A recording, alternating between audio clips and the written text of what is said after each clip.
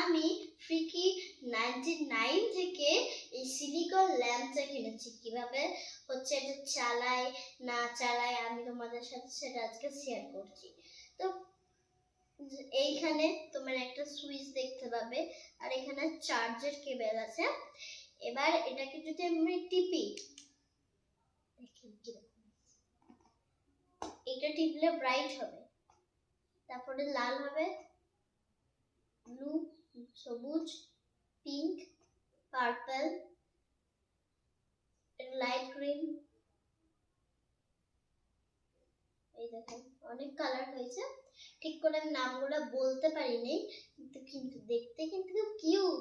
আর ভাবেন যে এরকম হলে তোমার দেখেন এরকম করলেও কিছু এমনি হয়ে যাবে। এটা দেখেন এমনি করলেই হাত লাগলেই কালার চেঞ্জ হবে, আর যদি এরকম করেন তাহলেও কিছু হবে না। তো আমার ফ্রিকি 99